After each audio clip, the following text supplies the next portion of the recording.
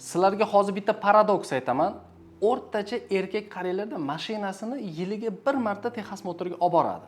Moyini almashtirishi mumkin, tormozni tekshiradi, hattoki tirq etgan tovushni ham darrov ustiga ko'rsatishga odatlanganmiz. Mashina uchun hamma narsa qilishga tayyormiz. Endi savol, o'zingiz oxirgi marta qachon Texas motordan o'tgansiz? Shunchaki hech narsa og'rimay turib ham profilaktika uchun borganmisiz biror marta doktorga? Afsuski, ko'pchiliginglar yo'q degan javobni berasizlar. Lekin borgan bo'lishinglar mumkin.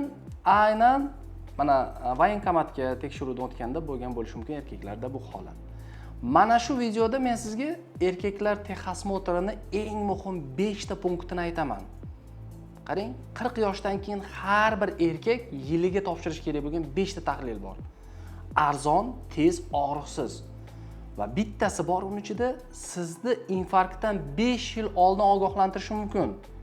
Tasavvur qiling, 5 yil oldin siz infarkt bo'lishingiz riskini bilib olasiz. U qaysi tekshiruvligini mana shu video davomida bilib olasizlar. Endi nega aynan 40 yosh? Nimaga 30 yosh emas, 50 yosh emas?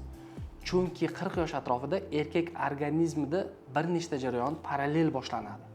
Testosteron sekin-asta pasaya boshlaydi, yiliga taxminan 1% dan tushib boraveradi. Tomirlarda yillar davomida yig'ilgan o'zgarishlar o'zini sekin-sekin ko'rsata boshlaydi. Prostata kattalashishni boshlaydi, moddalar almashinuvi sekinlashadi. Va mana shu vaqtda ko'pchilik erkaklarda har xil turdagi muammolar boshlanadi. Yana bitta eng muhim tomoni bor, mana shu jarayonlarni hammasi boshida hech qanday belgisiz kechadi. Ya'ni siz kasalligingizni bilmaysiz, hech qanday og'riq bo'lmaydi, bezovtalik bo'lmaydi. Belgi paydo bo'lganda esa o'sha jarayonlar yillar bosib o'tgan holatda bo'ladi. Tasavvur qiling, siz mana shu narsani profilaktik ko'rik orqali erta bosqichda aniqlasangiz, kelajakdagi hayotingiz, erkaklik quvvatingizni to'g'ri kontrol qilib olgan bo'lasiz. Tahlillar aynan mana shuning uchun kerakligini tushunib yetishimiz kerak. Ular jarayonni belgi paydo bo'lishidan yillar oldin ko'rsatadi. Erta ko'rilgan muammo bu oson yechiladigan muammo hisoblanadi. Endi mana shu 5 ta punktga qaytamiz. Birinchi punkt bu PSA tahlili. Bu nima o'zi? Prostata holatini ko'rsatadigan, qondan tekshiriladigan, bitta probirkadagi qon olish orqali bilinadigan tekshiruv usuli. PSAni nima ish qilishini ko'rib chiqamiz. U prostatadagi o'zgarishlarni, kattalashishni, yallig'lanishni va eng muhimi xavfli jarayonlar, o'sma kasalliklarni juda erta bosqichida ko'rsatib beradi. Erta bosqichda esa bularni deyarli hammasini muvaffaqiyatli davolashning imkoni bo'ladi. Ko'pchilik erkaklar bu tahlildan qochadi. Chunki prostata tekshiruv degan so'z noqulay ko'rikni tasavvur qilishga sabab bo'ladi. Xotirjam bo'linglar, boshlang'ich tekshiruvlar, boshlang'ich bosqichlar bu oddiy qon tahlillari yoki UZI tahlillari hisoblanadi xolos. Qo'shimcha ko'rik faqat kerak bo'lgandagina va ko'rsatma bo'yicha qilinadi. 40 yoshdan oshgan erkaklarda bir yilda bir marta mana shu tekshiruvdan o'tib turish tavsiya qilinadi. Bu bizda emas, yo menda emas, yoki butun dunyoda shunaqa. Aynan kimdadir bu bo'yicha muammo bo'ladigan bo'lsa, ana unda qo'shimcha tekshiruv yoki 40 yoshdan ertaroq tekshiruv qilinishi mumkin. Xo'p, ikkinchi punkt. Bu qand va qondagi glikirlangan gemoglobin ko'rsatkichi. Bu sizga oxirgi 3 oylik o'rtacha qandni ko'rsatadigan tahlil hisoblanadi. Nega bu erkaklar ro'yxatida turibdi? Sababi statistikaga qarab bilib olsak bo'ladi. Diabetni boshlang'ich bosqichda yurgan millionlab odam bu haqida umuman bilmaydi. Yillar davomida kerak bo'lsa, bu haqida tushunchaga ega bo'lmasligi mumkin. Qandli diabetga chalingan odam hech qanday belgi olmaydi o'zida. Organizmdagi kontrol qiladigan funksiyalar bu narsani yashirib yuradi. Lekin yillar davomida jim yurgan bu kasallik tomirlarni, nervlarni, buyrakni zararlaydi.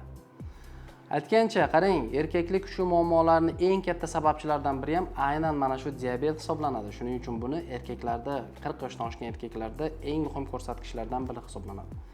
Bitta yaxshi yangilik bor. Ya'ni siz agarda erta bosqichda bu narsani aniqlaydigan bo'lsangiz, oddiygina parhez va turmush tarzini amalga oshirish, ya'ni to'g'ri tashkil qilish orqali bu kasallikni umuman to'liqligicha orqaga qaytarib yuborishingiz mumkin. Faqatgina bu uchun shu bitta tahlil analiz javobini bilishimiz kerak. Bu yiliga bir marta topshiriladigan tekshiruv Vazn ortiqcha bo'lsa, oilada diabetiklar bo'lsa, bu tahlil siz uchun 2 karra даже muhim hisoblanadi. Uchinchi tahlillar nimalar? Uchinchi punkt bu lipid panel, xolesterin va uni fraksiyalari. Va mana shu yerda videoni boshida va'da qilgan men sizlarga aytgan faktni aytaman. Diqqat bilan eshitinglar. Yurakni oziqlantiradigan tomirlar yo'g'on bo'ladi. Erkaklik funksiyasini ta'minlaydigan tomirlar esa juda ham ingichka bo'ladi. Ya'ni bu bir necha barobar ingichka degani. Endi mantiqni kuzatinglar.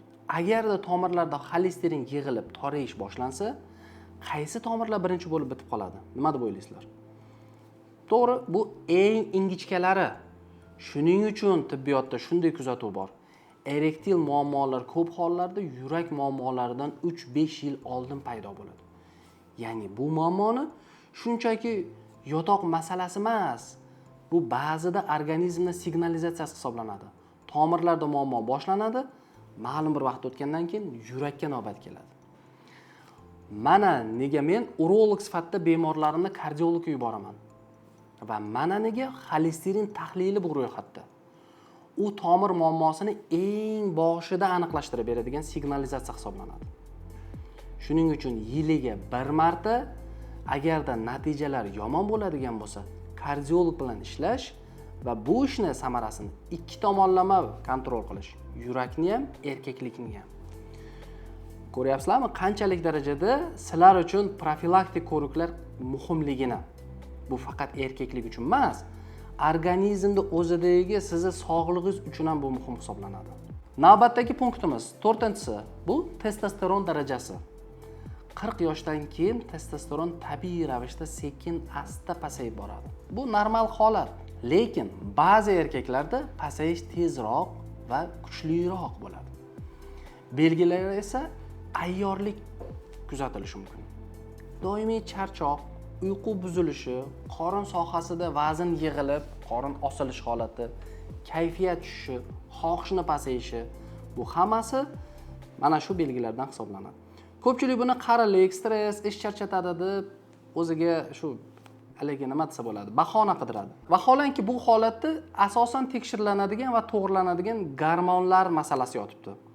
Bilish uchun ertalabki bitta qon tahlili, qon topshirasiz, testosteron darajasi ko'riladi. Natijani o'zingiz tahlil qilib, o'zingizga gormon tayinlanishi yoki yo'qligi yoki bu yerda qandaydir darajada mutaxassis ko'rigiga muhtojligingizni bilib olasiz. Testosteron bilan ishlash faqat shifokor nazoratida bo'ladi. Sizning vazifangiz raqamni bilish. Qolganini mutaxassis bilan hal qilasiz. Endi oxirgi punktga keldik. 5-punkt eng oddiy va eng qadrsizlantirilgan umumiy siydik tahlili va yiliga bir marta buyrak va siydik tizimi UZIsi. Nega bu juftlik muhim? Siydik tahlili arzon, tez va juda ko'p narsani ko'rsatib beradigan tekshiruv hisoblanadi. Bu yerda yashirin infeksiyalarni, buyrak muammolarining boshlanishini, hattoki qandni siydik bilan chiqishini bilib olishimiz mumkin. UZI esa buyraklar, qovoq, prostatani ko'rsatib beradigan, bizga ichkaridagi tuzilmalarni o'zimiz ko'zimiz bilan ko'ra oladigan darajada baholab beradigan tekshiruv hisoblanadi. Ayniqsa 45-50 dan keyin tungi siyish, oqim kuchsizlanish kabi belgilar boshlanganda oldin bu tekshiruvni qilib turish adenomani eng boshida ushlash imkonini beradi. Mana qaranglar, ko'pchilik mana shu profilaktik tekshiruvga kelgan vaqtida biz ularga adenoma boshlanganini ochib beramiz.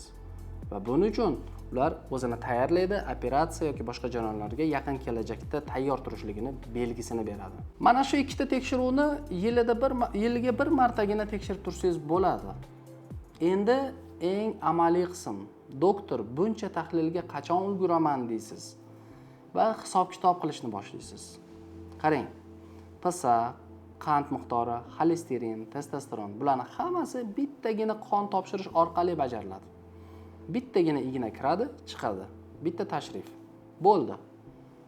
Siydik tahlili endi oddiy, sizga muammo tug'dirmaydi. UZI tekshiruvi ham 15-20 daqiqa vaqtingizni olishi mumkin. Bu tekshiruvlarning barchasini ertalab och qoringa kelgan vaqtingizda 1,5 soatda hammasi tayyor qilinadi. Yiliga bir marta 1,5 soat. Tasavvur qilyapsizmi? Sartaroshga borishdan даже ko'proq vaqtingiz ketmaydi bu tekshiruvlarga. Maslahatim, o'zingizga yillik sana belgilang. Masalan, tug'ilgan kuningiz, oyi, har yili o'sha oyda texosmotr yoki kalendarga yozib qo'ying. Mashinangizga qilasiz, masalan, yog' quyganingizda vaqtini, kilometrini belgilab qo'yiladi. Xuddi shu kabi. Gapimizni yakunlaymiz. 5 ta punkt: PSA, qand, xolesterin, testosteron, siydik tahlili va UZI. Bir kun 1,5 soat va siz o'z organizmingiz uchun eng to'g'ri, eng yaxshi va eng hurmatga loyiq bo'lgan ishni qilasiz. Bo'ldi. Erkaklar tekshiruvdan qochishini asl sababi bu vaqt emas. Asl sabab birontasi topilib qolsa-chi, birorta organizmimdan muammo chiqib qolsa-chi degan qo'rquv. Lekin mantiqqa qaranglar. Tahlil kasallikni paydo qilmaydi. U bor narsani erta ko'rsatadi. Eng oson davolanadigan paytida. Bilmaslik hech kimni hech qachon himoya qilmagan. Bu ro'yxatni saqlab olish kerak. Yaqinlaringizga yuborish kerak. Ayniqsa 40 yoshdan oshgan aka-uka, ota yoki do'stlar bo'ladigan bo'lsa. Savollar bo'lsa kommentga yozib qo'yinglar, javob beraman. Agarda to'liq tekshiruvdan o'tish niyati paydo bo'lgan bo'lsa, pastdagi raqamlarga qo'ng'iroq qilsangiz, to'liqroq ma'lumot beramiz.